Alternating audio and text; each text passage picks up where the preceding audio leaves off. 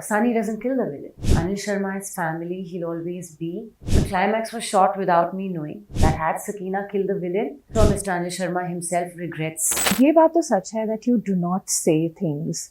You always maintain a dignified silence. And that has been the case with this recent controversy that erupted after Gadar 2.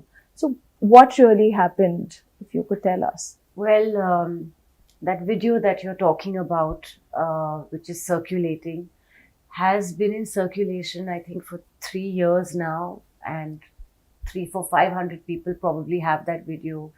The entire Z unit, Anil Sharma's unit, all the actors, I mean, every technician, everyone has that.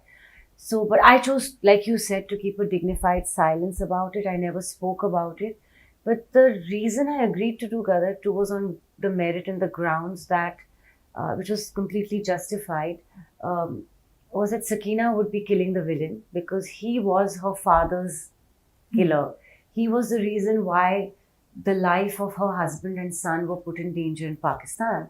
And if you noticed in the climax, Sunny doesn't kill the villain. It's just a loose-ended climax, which didn't make sense to most people.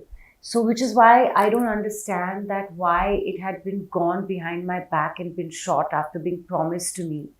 And Anil Sharma's family, he'll always be. If you're asking me, does it hurt me? Does it upset me? Of course, in human, it does.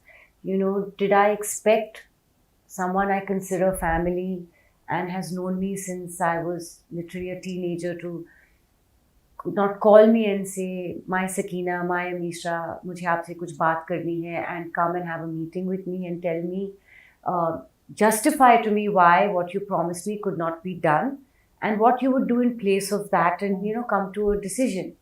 But the climax was shot without me knowing. In fact, I was informed of it by members of the unit that, ma'am, climax shoot ho chuka hai. And he did not call me for a whole year after doing that. And